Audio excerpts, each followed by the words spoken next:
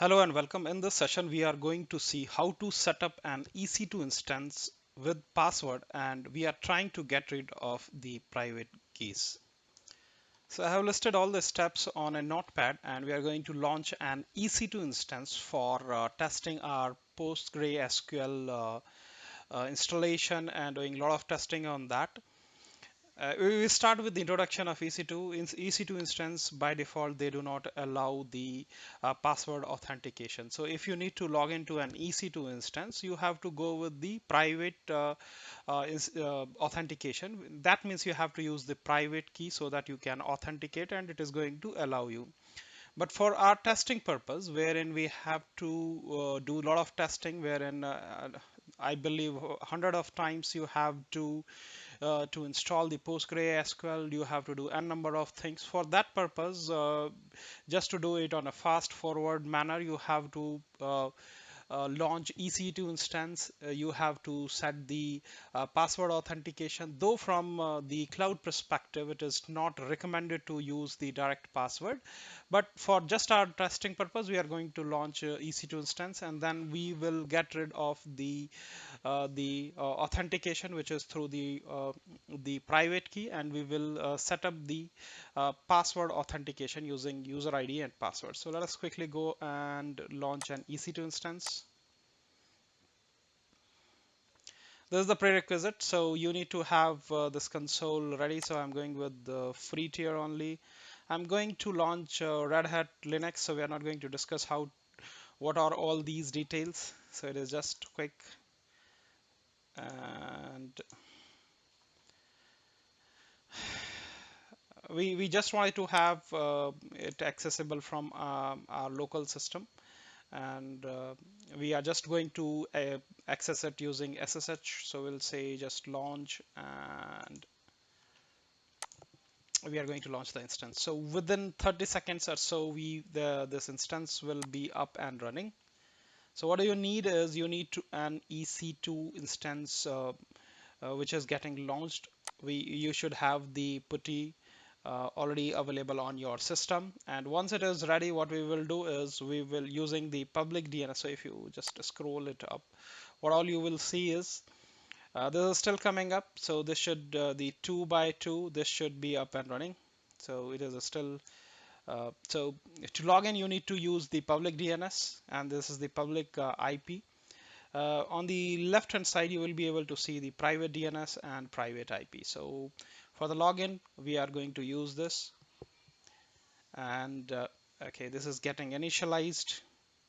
I have the private key already downloaded on my system, so I'm going to use the already created authentication key.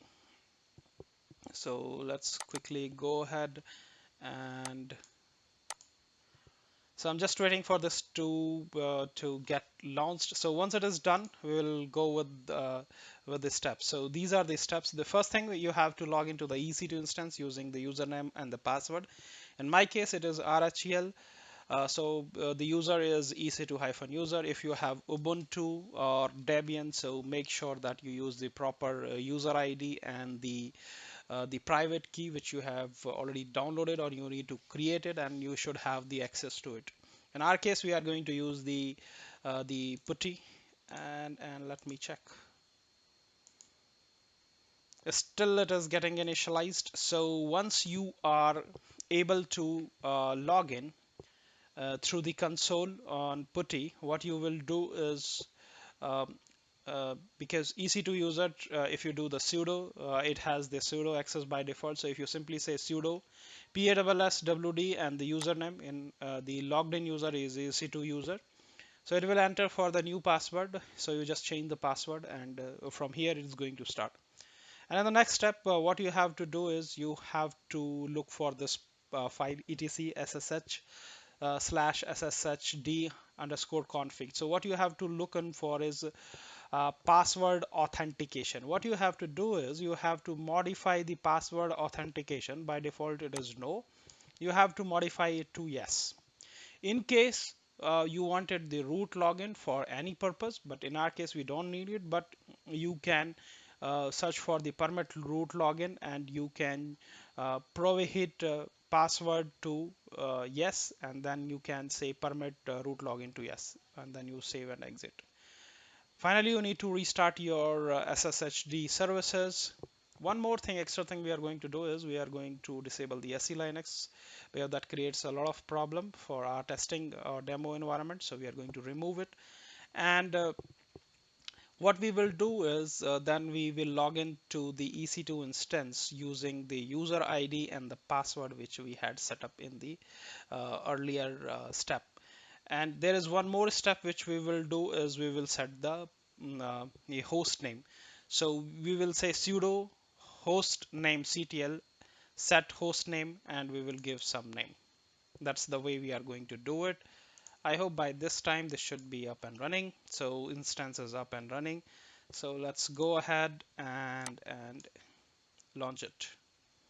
So I have given the access location to my EC2, um, the private key. The EC2 hyphen user is the user ID. It's logged in. Let's go to the first step. The first step says we need to change the password. So you say sudo passwd and the currently logged in user. So we are saying sudo passwd ect user. Just give some strong password. So I'm setting up the password.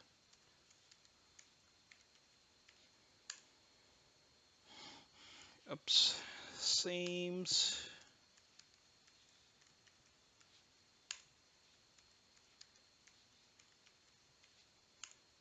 Yes, it is done. We have set the password for EC2 user. Now the next step we will do is uh, we will look for this file etc sshd underscore config. So you need to use sudo, and the first thing which you need to look for is password authentication. So by default this has been set to no. We have to make sure that this is password authentication is changed to yes. This is changed to yes. And in case you wanted the root login and those details, you make sure you do this thing. But for our demo, this will never be required. We have the sudo access, and we will give the sudo access using EC2 user only. Now let's save it. This is saved.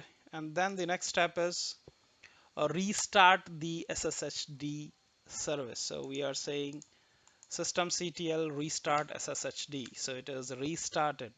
If you wanted to check the status, just check it because it doesn't prompt for anything. So it is up and running. The next thing which you can do is for PostgreSQL we have to disable the SE Linux. So by default you will see there is something called as enforcing. So you need to make sure that you change it from enforcing to disabled.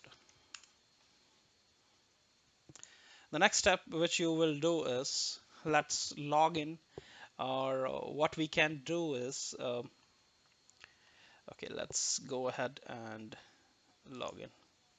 I'm opening a new putty session. I will feed in the public DNS and just say open. It is going to prompt for the password. So you can see that it has prompted for the password. So just enter the correct password which you have.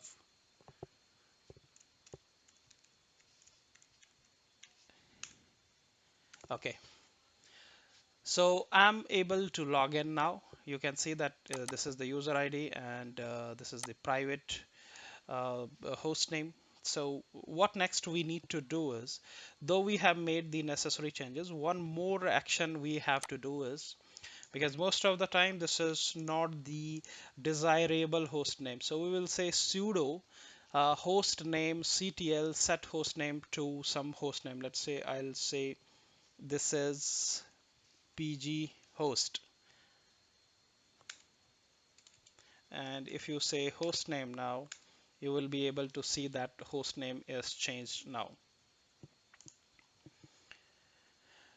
And that's all about it, like how we are changing it from private key login to password login. And next thing you can do is you can reinstall install your PostgreSQL 13 from here onwards.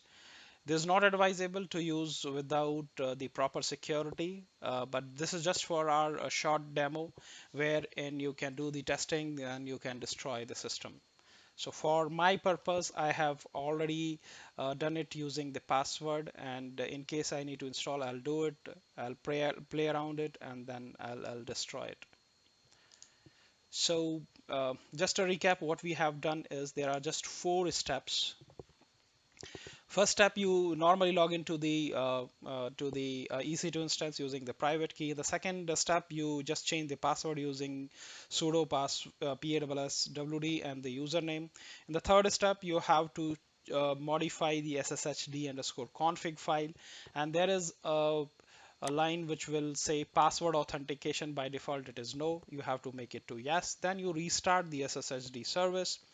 Then you disable the SE Linux from enforcing to disabled.